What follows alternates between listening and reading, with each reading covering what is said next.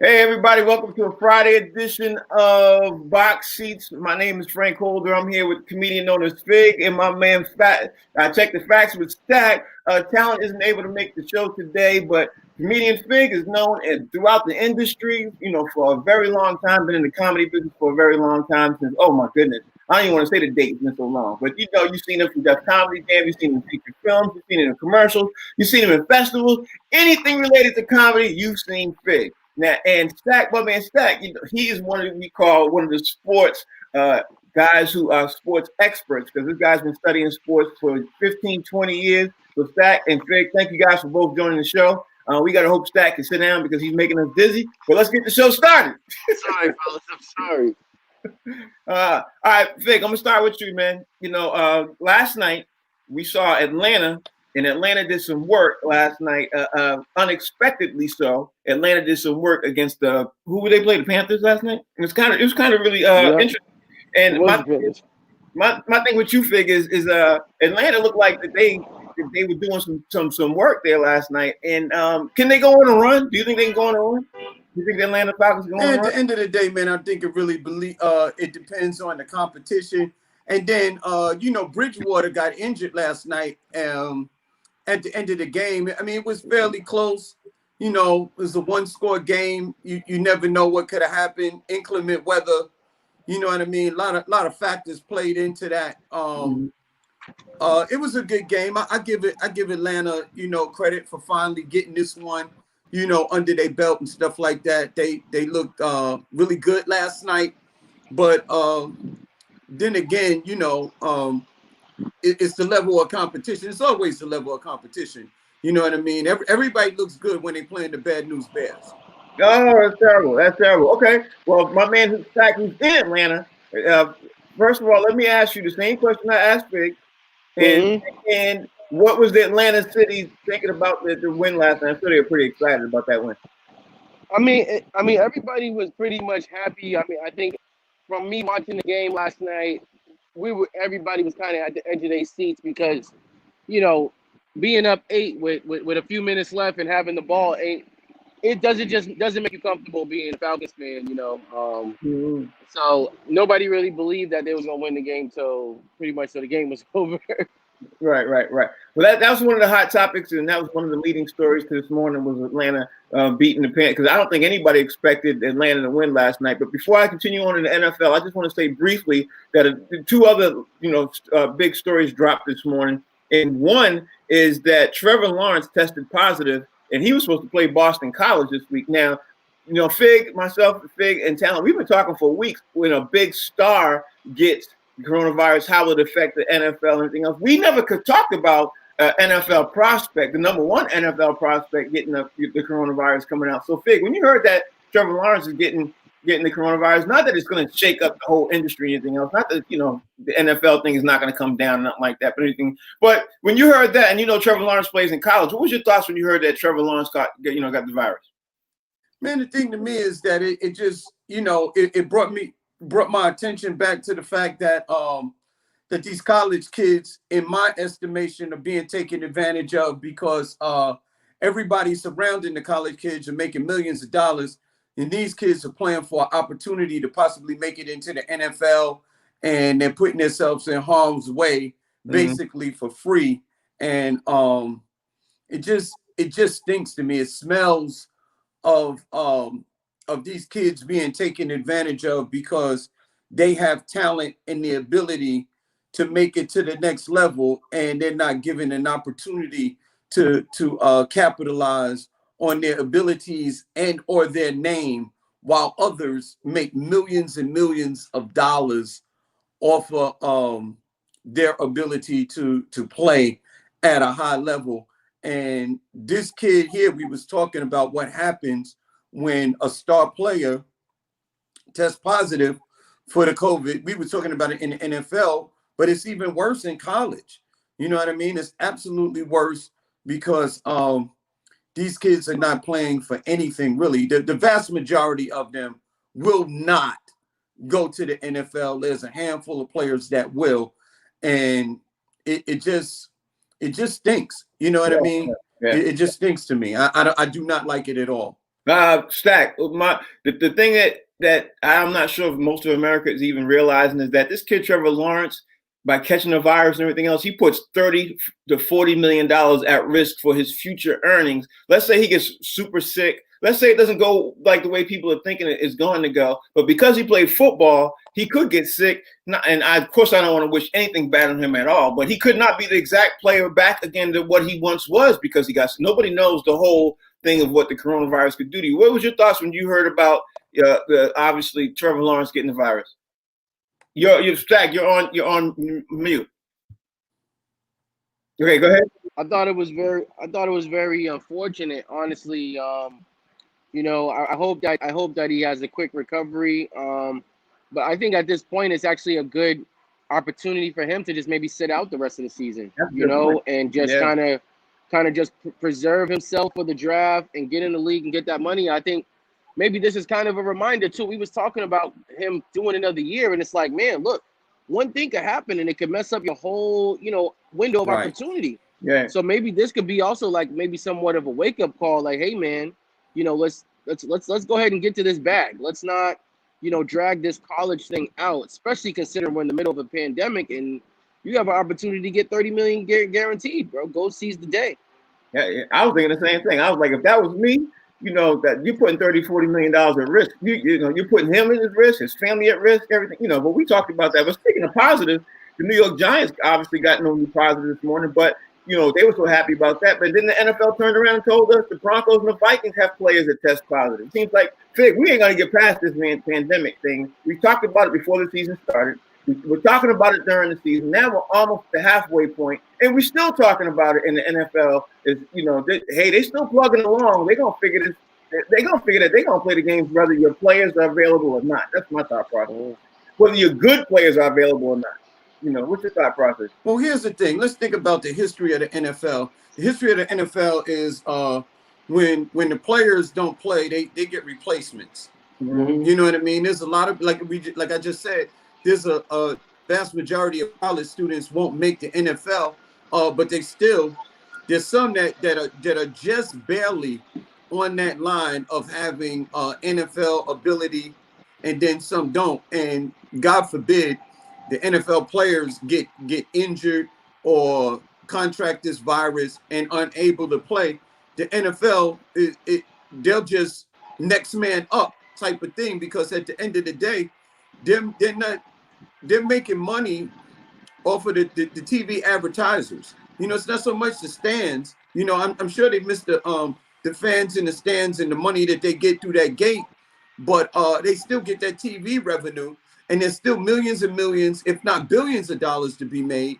And they're just going to keep it going, and the next man up type situation. It's almost like a meat market. You know what I mean? Because the owners and the teams, they don't really care. You know what I mean? They just, at the bottom line, they need to get that money, and they don't care whether the players are there or not.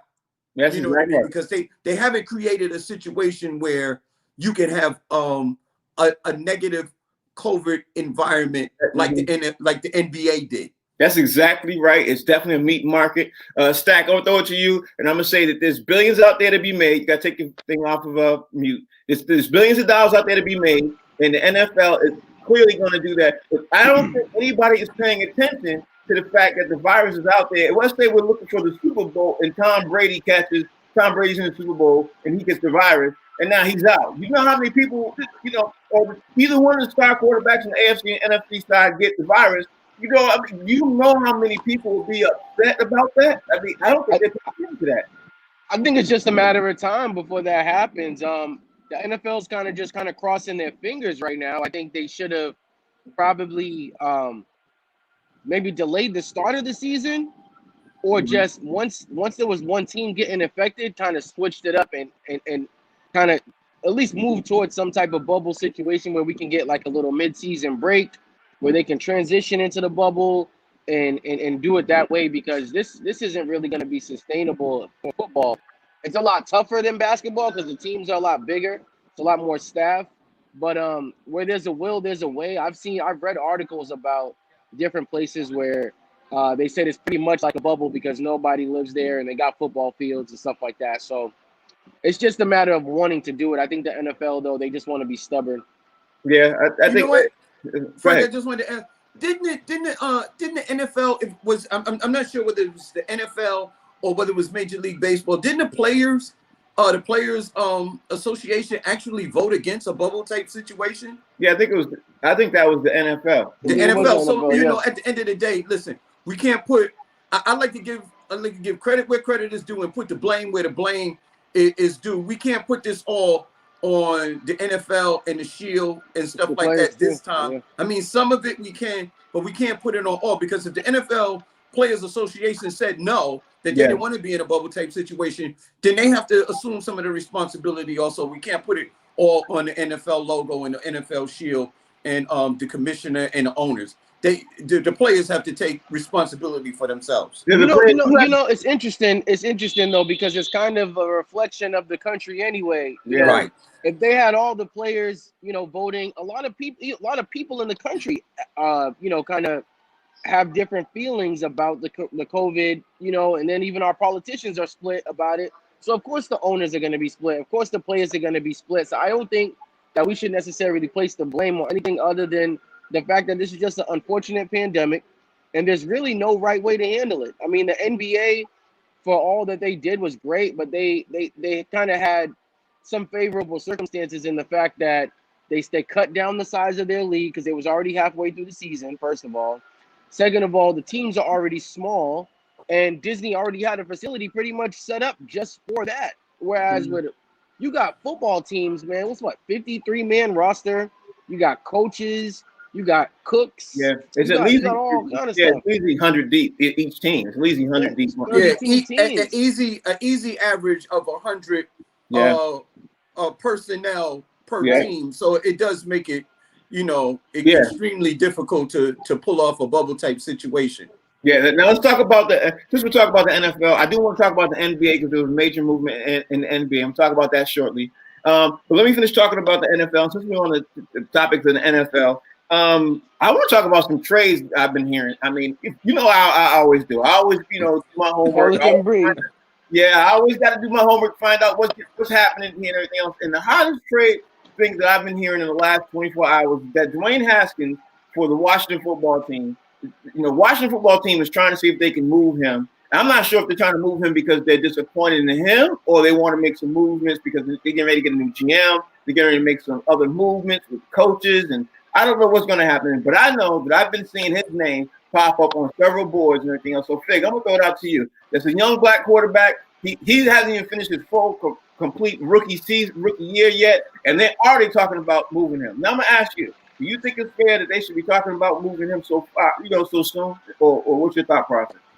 You know what, man? It's like a double-edged sword to me. On the one hand, it seems unfortunate that they would take a rookie, you know what I mean, that hasn't really had a great shot or opportunity because they changed the regime when he got there.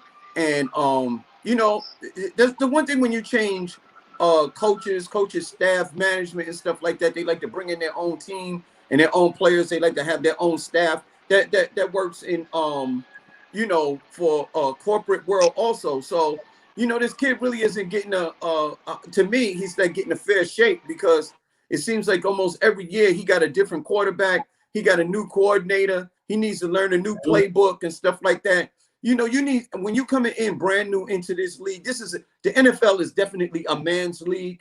And the one thing that you need when you're coming in new is stability.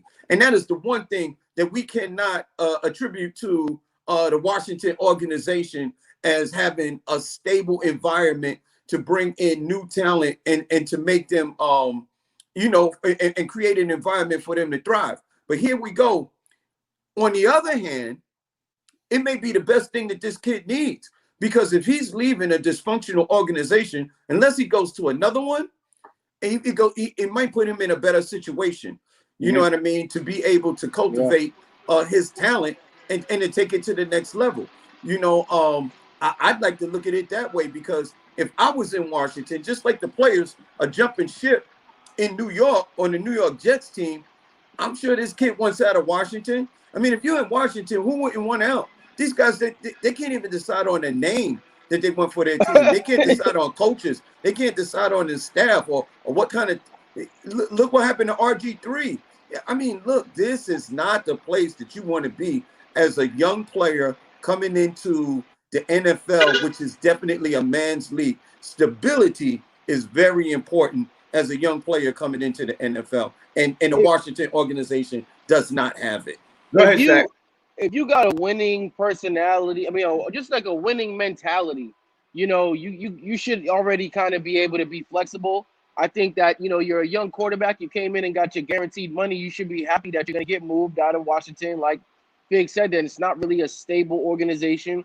You got the tools, I just think that he needs to kind of focus inward. I think a lot of these young QBs, regardless of how stable the organization is, they need to remember to just continue to refine their game, and I think that that's really what he needs to do. I look at Cam Newton even early out, it wasn't great in Carolina the whole time. You got to keep focusing on refining your game. Teddy Bridgewater is a good, testament to that. Teddy Bridgewater always works on his game, so he's always got a job. He always finds himself in a decent situation. I think Haskins should just, kind of embrace the change, but just continue to refine his game and just focus and let everything else take care of itself. Okay, let's move. Let's move real quick because I want to jump into a couple more different topics before we bring in Rodney Perry. Now, in the NBA, there was some big, huge news last night, and we heard that this morning that Mike D'Antoni is joining the New Jersey Nets. I thought that was kind of interesting because, I guess you didn't hear the news. Mike D'Antoni's joining. Yeah, Mike D'Antoni's joining the New Jersey Nets as an assistant coach, and he's joining under Steve Nash, and Steve Nash was a player who played for him. Now, I'm going to throw this out there to you, Fig, and say, I don't see, only in basketball or only in coaching can you be the boss and then you be working for the man who you work. You know what I mean? Only in coaching can you do that, because in any other business or anything else, I can't see me working for you and then you working for me. I just don't see how that even works out. And the only thing, so I don't even see how it'll work in New Jersey with that kind of, especially when Steve Nash has no coaching experience and D'Antoni has years of coaching experience, like 25 years of coaching experience. But anyway, Fig, what's your thought process when you hear about that? I did hear about it. I was thinking about something else. It didn't resonate with me. The thing is that look, we know that nepotism is alive and well in all industries when it comes to another culture. Let's just say it that way to be, politically correct. Mike D'Antoni was Steve Nash's coach. I'm sure they developed some type of relationship and bond when Steve was a player, because they did very well. Him and Amari Stoudemire did very well in the Mike D'Antoni system. So I could imagine that, Steve Nash would lean on Mike D'Antoni, for a little of his expertise. But the one thing that I don't like about it is that if this is not going well and Steve Nash ends up getting released, fired, whatever you want to call it, let go, guess who is ready to step in and take that position? Mike D'Antoni. That's exactly how they do it. That's exactly how they're doing it. That's exactly a lot of times that's the case. You know what I mean? It's almost like I can't give Mike the job straight out. So what I'm going to do is I'm going to bring in Steve Nash, a player who was I think he was a great player, for what it is that he was able to accomplish. And then you bring in Mike D'Antoni sort of like under the radar. And Mike D'Antoni, is he really the coach? You know what I mean? Because Steve Nash hadn't coached anything, anywhere, college, high school, you know what I mean? Pee Wee League. Right. So who's the coach really? Right. Stack, a couple of things. I feel like I don't see it being an issue or any type of power struggle. For one, Steve Nash did play with the Mavericks, but he had his most success playing for the Phoenix Suns with Mike D'Antoni. And he won two MVPs, which I think both of those belong to Kobe Bryant, but they didn't give it to him because he's Kobe. One was supposed to be Shaq. One was supposed to be Shaq. Let's be honest. One Shaq, right? Okay. One was supposed to be Shaq. One was supposed to be Kobe. But go ahead, your point. But I feel like it's gonna work out. I think that their philosophies are gonna be similar already. I think that with the type of ISO ball and like the running gun style that Mike D'Antoni employs is very similar to like kind of how Golden State is, and it meshes well with somebody's like Kyrie Irving and somebody like Kevin Durant, who both of them can be ball dominant if need be, but both of them can also spot up. Both of them like to run the floor.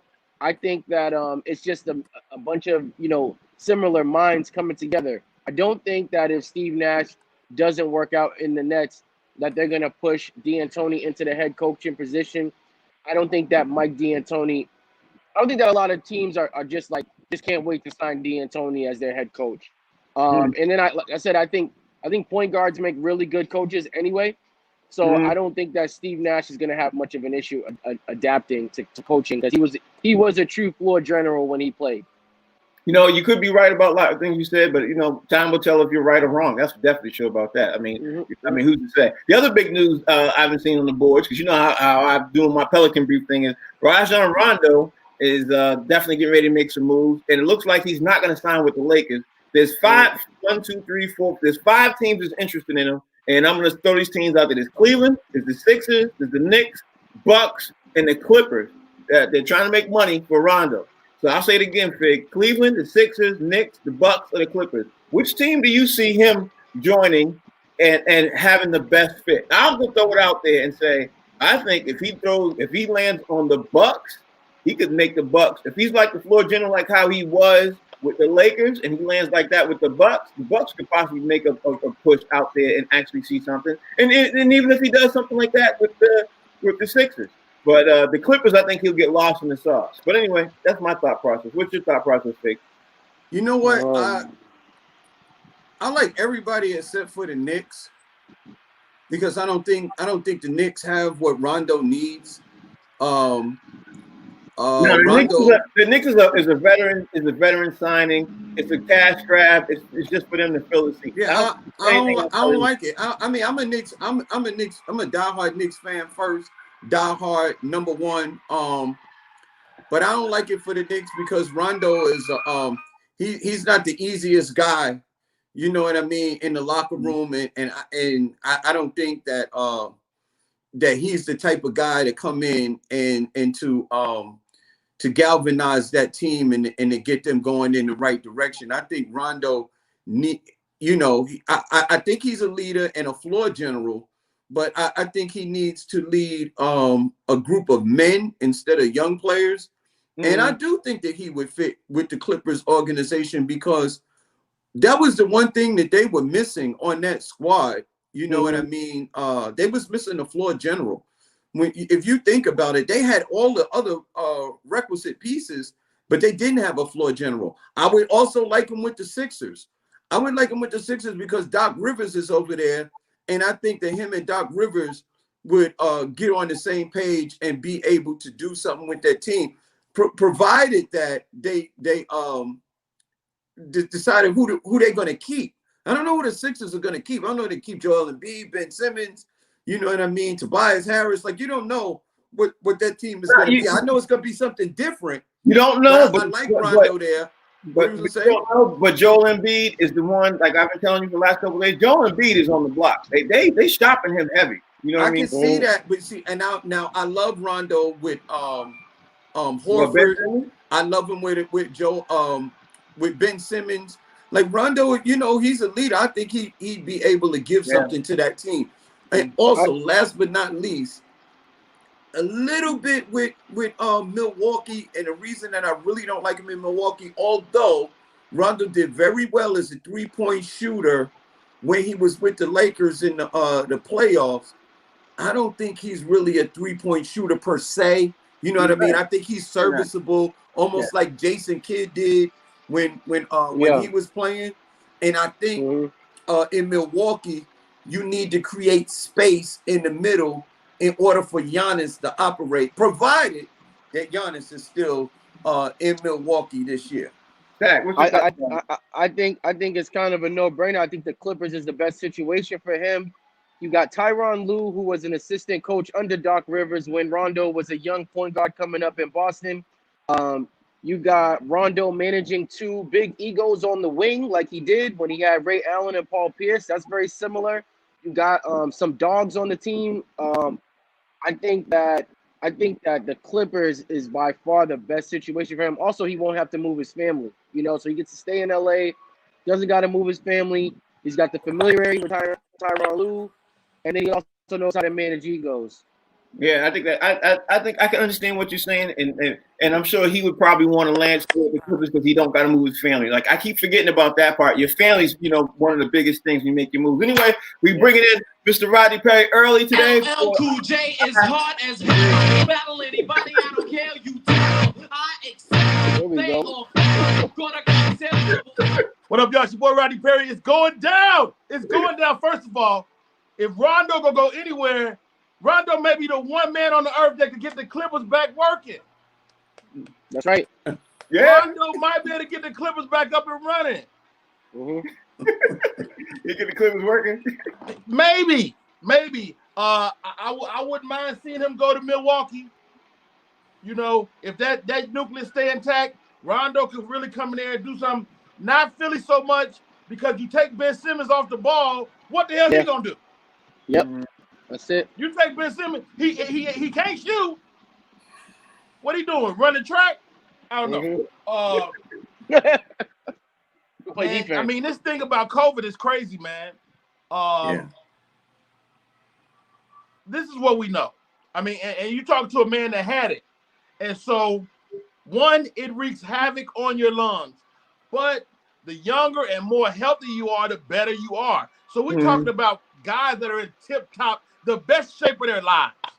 Right.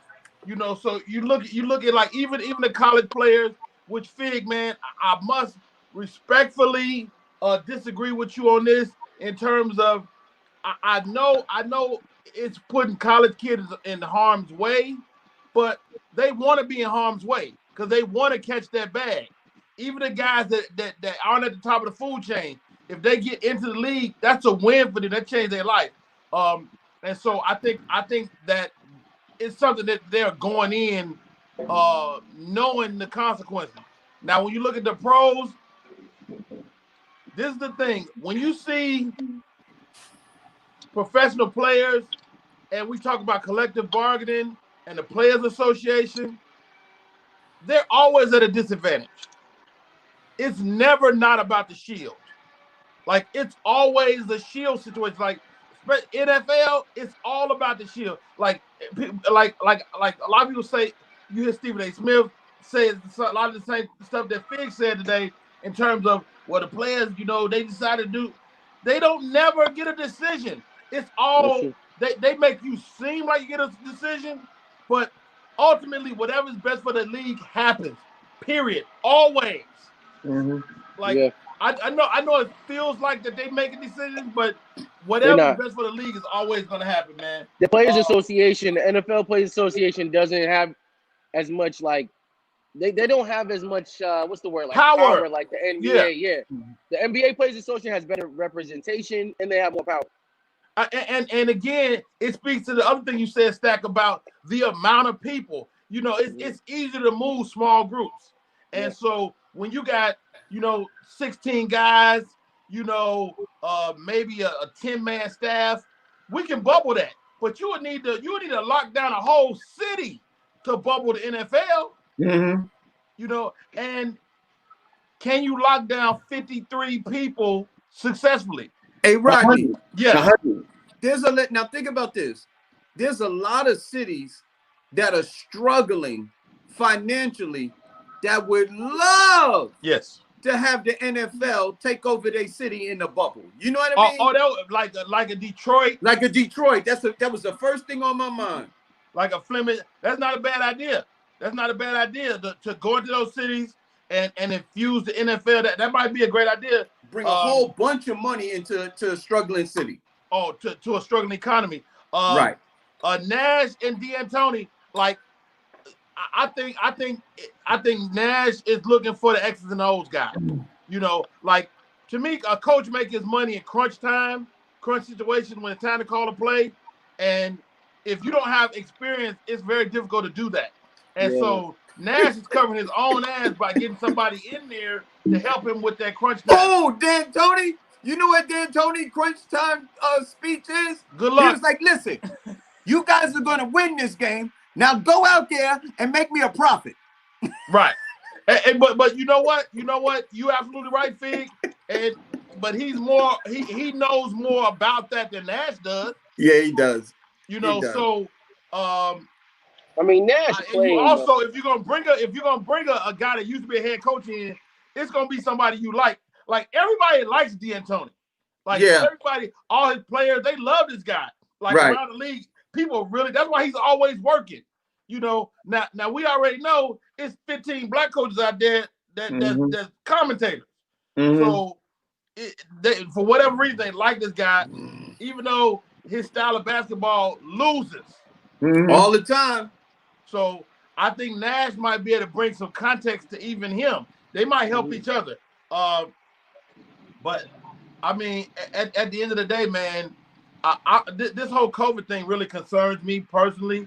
Whether it's college or pros, I thought it would shut the league down by now. It hasn't, so I think it won't. We're halfway through the season, and we're gonna finish this NFL season. I don't care if they got to go across the line with just Tom Brady. They'll be like, it's a one-man league. It'll finish late. I think the season's gonna finish late. Rodney, going back to the college thing, I know exactly what you're saying about the young men wanting to do what it is they wanted to do. But when I come from this, I come from it as a dad, and I raised 5 adults, and I seen what adults do in their 20s and the decisions that they make. Yeah, it ain't the greatest in the world. You know what I mean? That's why I can't trust the decision-making process of these young men thinking they have an opportunity to make it to the NFL and that desire to do that instead of putting their own best interests ahead of their desire to make it to the NFL. I think they'll make the wrong decision 9 times out of 10. And I can't trust them. I need somebody who has more wisdom and a little older to be able to make those decisions for them to keep them out of harm's way. You're assuming they're making a decision by themselves. If they're a college kid, that's a family decision. They're like, boy, we ain't been paying for your ass to go to all these camps and shit all these years for you to not to play. You gonna play hut you. Not only that, let's be honest. There's a lot of family pressure too. Not just for them. Oh, you gonna play? It's like family pressure they put on themselves because economically they can't afford. They see their family situation. They probably want to play to get a chance to be in the NFL to make money to help their mom or their dad or their the sister and brother because economically they might not be making that out too. I mean, there's pressure from all sides. You know what I mean? So one thing y'all discussed that I didn't cover was Haskins. Haskins completely stunk it up over in Washington. Does he get another shot? Probably as a backup somewhere. But I don't know about y'all. I'll take a starting job over a backup job any day. Yeah. And then listen, what quarterback has done well in the Washington organization? Well, you mentioned RG3 was good. Yeah, there's a lot of quarterbacks. You can go through that. But let me just say this. Dwayne Haskins, if he goes behind Drew Brees or Tom Brady or Aaron Rodgers, like if he goes behind and he sits there for a year or two and he learns under their tutelage, something like that, it's a great situation. But if he goes to the Jets he has to start or the Jets, the Giants, the Cincinnati, any team that he has to be thrown out front right now, it's not going to be a good situation. And most of the time, 9 times out of 10, it's not a good situation if you get thrown out there by the coach and you got to play right now. It's just not. That's a fair statement, Frank. But then you look at a guy like the situation in Kansas City, he got thrown to the wolves and he shined. Who? No. The little kid, Mahomes. Patrick Mahomes sat on the bench for a year behind Alex Smith before he came out. Ain't nobody ever called Alex Smith Tom Brady though. No, but Alex Smith was good, and chances the Chiefs were winning. You know what I mean? They lost in the playoffs, but they were winning when he came in. They were already winning. But Alex Smith was known as a game manager. It doesn't matter, but they were winning. That's my whole point. If you get behind a quarterback who's winning and you understand the culture and all the players are still there and you see the process of how this team is going, you're going to do a much better than you would if you go behind a losing quarterback with a losing team and a losing coach. That's all I'm saying. You know what I mean? I guess that's fair. That's fair. The thing is, I'm not really putting it on whether the team is winning or losing. I just think in Washington, the organization is horrible. And that's the one thing. Although the Giants are losing, I don't think they have a bad ownership or a bad organization. But Vic, I'm sorry I have to interrupt you because what you just said kind of didn't make sense. You said you're going to put into Washington. If a team is winning, there's never been a team that's been winning that's a lousy organization. You know what I mean? When a team wins. No, that's not true, Frank. There are bad organizations that happen to be winning. Who? I want to hear this one. I mean, okay. I want to hear this one. Name a good. Now, remember what you. Give me some time. Let me search my Rolodex. And I asked Stack. Is what Buffalo I'm win. He knows stats better than I do. All right, let's change. Let's change the narrative anyway. We'll come back to that. Craig, are you ready to do your top dogs? We got to do the top dogs before we forget. Let's make it happen. All right, let's do it. Hey, Rodney, don't go nowhere. We're going to do some more questions and stuff. Go ahead. Ladies and gentlemen, if you're ready for the top dogs of the week, let me hear you, boy.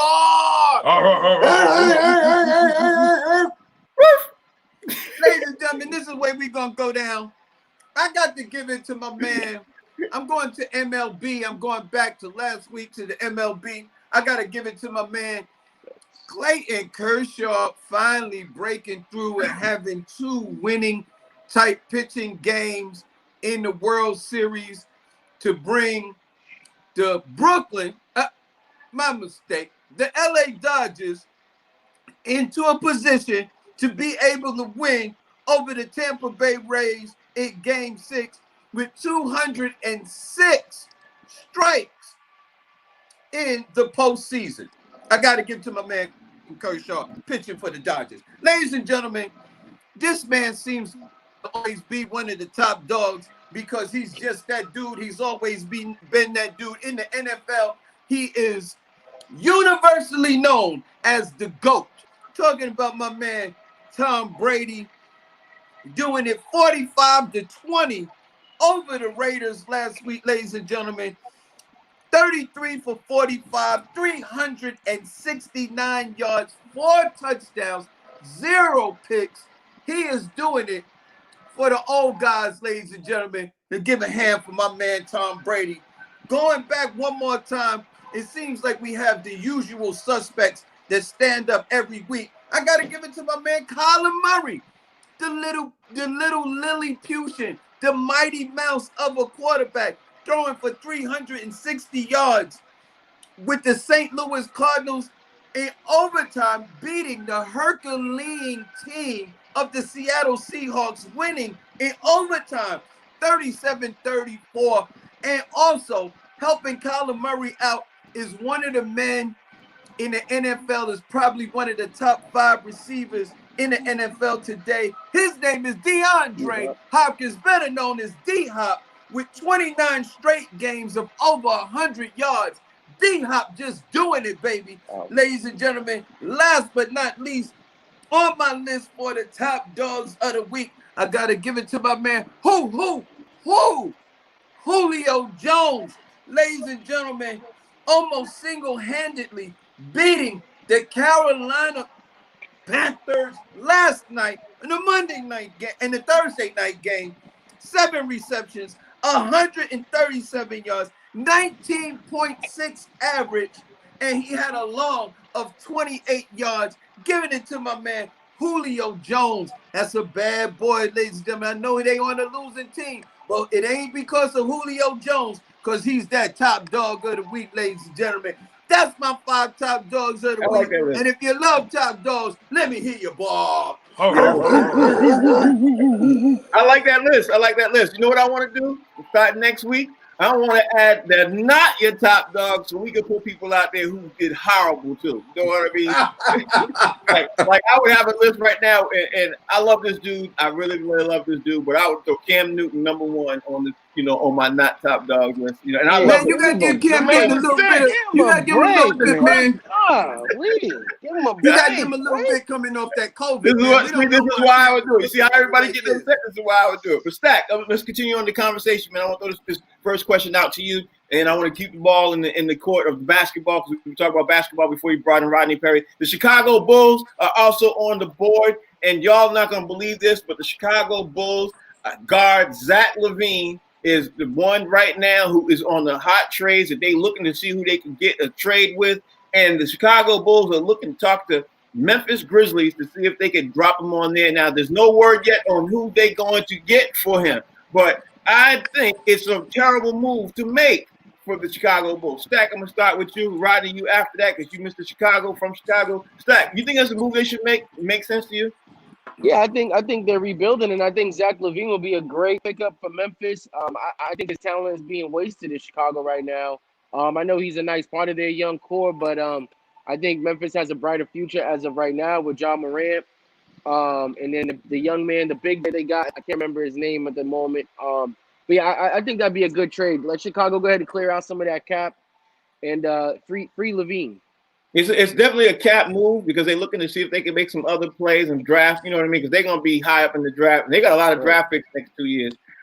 Rodney Perry, you from Chicago, man. You know, born and raised. You know, you love how Chicago go and everything else. But you know, as a Chicagoan, you know what I mean? Do you like hearing the move that they about to trade one of their stars? Do you like that? I mean, I'm looking at Memphis. I don't see getting any value from Memphis. No, I think it's a picks. I think it's a picks move. I think it might be a lower player and a couple of picks moves. I mean, it's just not a whole lot of value over there. You talking about Gorgie out there, the big guy? He's making $16 million. I mean, they're going to have to make some drastic moves because they're losing, and so they got to do something. And right now, he's probably the most valuable piece that you could consider losing and getting some value back from. So they have to do what they had to do. So I get it. I get it too. Billy Donovan is a new coach over there. Fig. He normally does this type of stuff. He comes in, he cleans house, he gets the contracts all in order, see how you know what I mean, and then he likes to start from scratch. So is it a good move for you? You know, you don't. I see you don't like it. And let me tell you something, man. Let me tell you what this is. This is the curse of the GOAT. Jerry, you made a big mistake when you overrode Michael Jordan when he wanted Phil Jackson to be his coach, and they would have stayed there and possibly won 1 to 2 more championships in Chicago. You forced Michael Jordan out of Chicago, and you haven't won a damn thing since. You should have rolled with your GOAT. You never get rid of your top dog, the one that's pulling the sled for you. And that's what they did. They pushed Michael Jordan out while he was in his prime. He was only 35 years old when he won his 6th ring. And y'all made that stupid move over personal reasons. Fig. It wasn't business. It was personal. Fig, you're going to have to let that go, bro. That was 20 years ago. What do you mean? I'm a Knicks fan, baby. They haven't won anything since. The Knicks or the Bulls?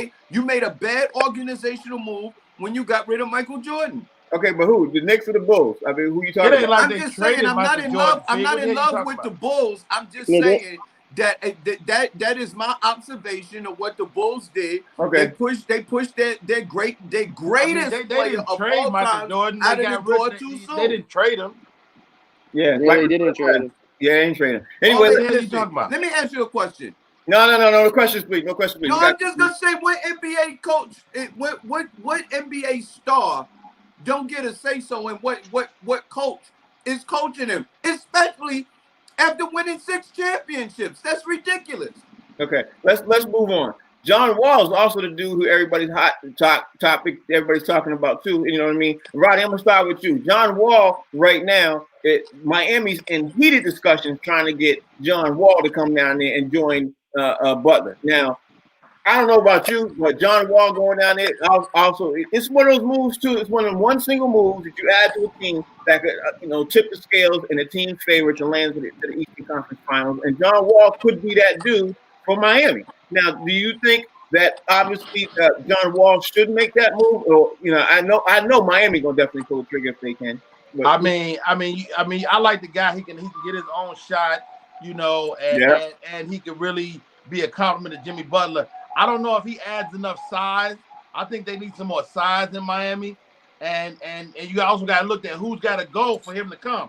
And so they're losing Dragic, so they're trying to replace another guard who could shoot and who can cut to the basket. That's they losing Dragic because he's going to get paid. I mean, but you got the young hero kid too, that really kind of made a name for himself these playoffs. So is John Wall a good choice? I think so. Is it a good choice for him personally to get to Miami, to get in that culture, that winning culture, which is like what I was saying earlier? Some teams have a winning culture. To get there, that would be great for John Wall after coming from, that situation in Washington, D.C. Yeah. I honestly, Stack, I'll throw it to you next. Honestly, I think John Wall is getting seriously depressed from playing in D.C. for a very long time. And anybody say they'll trade for him, he'll happily go because his contract, let's see, John Wall's 30 years old now. He only got a couple more years. He hasn't even sniffed the NBA championship no time soon. And how about this? That money in Miami, like I told y'all, is tax-free. Tax-free, yeah. Yeah. I think John Wall, I think Miami would be a great move for him. Mainly, like you said, the winning culture. For 2, tax-free. For 3, he paid his dues. He put up his numbers. He had his all-star seasons, much like Kemba Walker. He did his thing and paid his dues, and then he got to a better situation. Steve Nash paid his dues in Dallas, went over to Phoenix, got in a better situation. KG, same thing. I think it would be great for John Wall, and I think he'll dial his game back and do whatever the team needs. There's a lot of other talent around him, so he can dish it too. So it's actually a perfect fit. The usage will be down. He'll be able to stay healthy. I like it. I think so too. Fig, do you think John Wall's trying to even push the trade to get the hell out of there? He probably is. You think he's even doing that? He should have got out there. Listen, man, 15 years ago.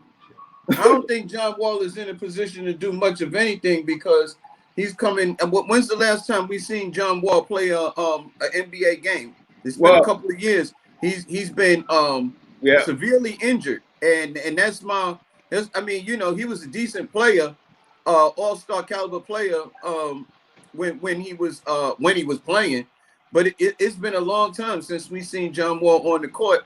And before I spend a lot of money on him, I'd like to see him. I'd like to see him be healthy. You just said the reason why Miami's going to take a chance for him because he's in the last year of his contract. Miami's not going to sign him for a long contract extension. He's 30 years old. Miami's going to take a risk. What happens if he ends up being the player of old? When these guys, when they come back, you don't know. You have no idea. So Miami might actually be a good spot. So. And number 2, what I was saying is John Wall. He could replace Dragic, but Dragic is a serviceable 3-point shooter. Yeah. And John Wall, he got a decent mid-range game. He could get to the basket with the best of them.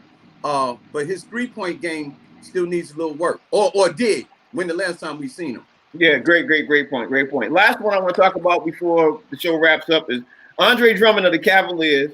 Right now is looking to be moved to a couple of teams. Now, here's the problem with Andre Drummond. He's a big man in a league now where big men can shoot. You know what I'm saying? Andre Drummond, I'm going to start with you, Stack. Andre Drummond is not a great shooter, but his contract is huge. So a lot of teams are not looking to take him. Teams have all said that if they take him, they want to restructure his contract and get him for less money. Now, A, he has to agree to that. And B, if he does agree to that, he's going to be shipped to a team that might be contestable. Now here's the team. You got Houston, Toronto, Golden State, and Charlotte all looking to get him. If you're Andre Drummond, now you have to agree to the trade and everything else. If you're Andre Drummond, do you agree to go to those teams? One, and if you do, which team would you like to go to? Because I think he'll even have his shot of which team he wants to go to. If obviously if the trade works, is it Golden State? Is it Charlotte? Is it Toronto? Or is it Houston? Now Toronto is kind of funny because they're going to lose their big man. You know what I mean? They're going to lose a couple of their big men, and he'll probably be up there by himself for a hot second. But anyway. What's your thought process? I'm gonna go with Houston or Golden State, and I say that because you're right. Andre Drummond is more of a traditional big man. He doesn't stretch the floor, but he can run the floor, and he does have the size and he rebounds. So I think teams that are really 3-point happy, like Houston and Golden State, would be ideal for him.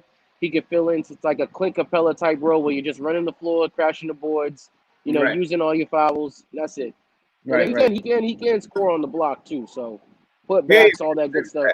He's good for scoring on the block. He's good for offensive and defensive rebounds. That's what he's good for a team that needs that. Rodney, what's your thought process? You got Houston. You got this might be a Pelican break, but you got JaVale McGee rumored to be leaving. You got Dwight Howard rumored to be leaving the Lakers. The Lakers might be a cool place for a guy like this, like like a pure, real deal center. Where you got other big guys out there, but all you gotta do rebound, pass that mug out. That's all you gotta do. They're not looking for the offense from you, and that might be a good home. Actually, or a situation like that for him. Actually, the Lakers are not even in contention because they don't like the money. They don't like his contract at all. His contract, he's definitely got a lofty contract. Yeah, so it ain't the Lakers. I mean, right, it's not the Lakers. The teams that are that if he goes to, the teams are gonna be Houston, Toronto, Golden State, or Charlotte. Those are the only teams he can go to if he moves. The Lakers are not even having talked to him because of his contract. His contract's horrible. So I'll say it to you again. You got Houston, Toronto, Golden State, or Charlotte. He would, if he had no contract and he had a minimal, he would go to the Lakers. I can see that in a second because he wants to win a championship. But how you gonna shit on my Pelican brief though? I'm just saying. I'm trying to give you a Pelican brief. You just pull your pants down and duke it out on my Pelican brief. I listen to your Pelican brief every day, and you gotta take. Now give me something else. No. It's because it wasn't the Celtics. That's why. Ah, shut up. Come on, man. Let me check the boards. I bet look here. He going to the Celtics. That'd be nice. I'll take that. I would take it too, but the contract's horrible. So all jokes aside, his contract's horrible. So it'd be great for him to go somewhere. Yeah, he got 5-year, $125 million deal. Yeah. I mean, maybe you go to some place where you can bubble that further, push that out. Because I know they've been doing some creative things with people's contracts where you don't have to pay that lump sum in a single year. And so, and don't have to have it count against the cap. So, I mean, they do what they want to do with these numbers when they want to go. Yeah, that's true. That's very true. Fig, what's your thought process? Man, I love Andre Drummond, man. He's not an outside shooter. I know we're in the new age of where all these big men have to shoot threes and all that stuff like that. But other than Anthony Davis, I don't see a big man that's a serviceable 3-point shooter. I just don't. Joel Embiid is Lauri Markkanen, but I don't see no big men that's shooting no 3-pointers like that. You know what I mean? I take Andre Drummond on a team that don't need him to do what he can't do, and that would definitely be Golden State. I would take him in gold. What did you say, Stacks? He's running out a list of big man shooters. All right, who's the big man shooter, Stack? Who's the big man that shoot 3-pointers at a high clip? Who are they? You got Lauri Markkanen, you got Serge Ibaka, you got Davis Bertans, Serge Ibaka. Hold on. Anyway, so let me get back to my point. What I was saying is that I would take him on a team that is going to use him at his strength, as opposed to asking him to do what he can't do, which would be Golden State, because Golden State never asked for a big man to shoot threes. Just think about the big men that they had. They had JaVale McGee, they had Bogut, and Andre Drummond would fit in just because he's a banger. He's gonna get some rebounds. He's gonna block some shots, and he's an enforcer. All right. I'll take that on Golden State because that's what they need. All right. Well, that being said, Fig had the last word. Rodney, tell everybody out there how they can follow you. I'm easy to find, RodneyPerry.com and Rodney Perry Live on all my social media. Going to see Dave Chappelle tonight. Yes, sir. Where you at, Rodney P? He's here in Atlanta at the Atlanta Comedy Theater. Okay. Let me get a ticket, Rodney. And I don't have it. If I had it, I would give it to you, dog. I swear I would. I had to buy a ticket. I don't ever buy comedy tickets, but I had to buy a ticket. Take some pictures. Stack, how can they follow you? Y'all can follow me at Stacking Over on Twitter and Instagram. Y'all can also catch me outside the Atlanta Comedy Theater tonight trying to scalp some tickets. Yeah. All right, Greg, tell everybody out there how they can follow you. Hey, man, I'm mad the talent ain't here today because they can't follow me on his page. You know what I mean? He's on the road right now. But if you want to follow your boy Fig just straight up, you can follow me on all social media platforms at Comedian Fig because that's where I can be found because that's where I'm going to be. Okay, and next week, y'all heard the top dogs, and next week we got to see who's going to do the not top dogs. We got to see if we can do that too. Maybe I'll have Stack do that because Roddy does one thing, Stack Fig does something. Maybe maybe we could do that too. But we got to do that anyway. I'm Frank Holder. This is the show called The Box Seats. This is Friday, so we'll see y'all Monday at 1:00 on every day, Monday through Friday from 1 to 2. If you're on the Humor Mill app. We got our picks, all our picks in. Yeah, everybody did it yesterday. Everybody did our picks yesterday. We getting ready for the weekend. Can't wait to have a great weekend. Hope you all have a great weekend. Make sure you download the Humor Mill app and get, of course, the app and tell a friend to tell a friend. Call your cable service provider to get ready to add that also. We appreciate y'all. We will see y'all Monday. Same bat time, same bat channel. Let's go, Tom Brady.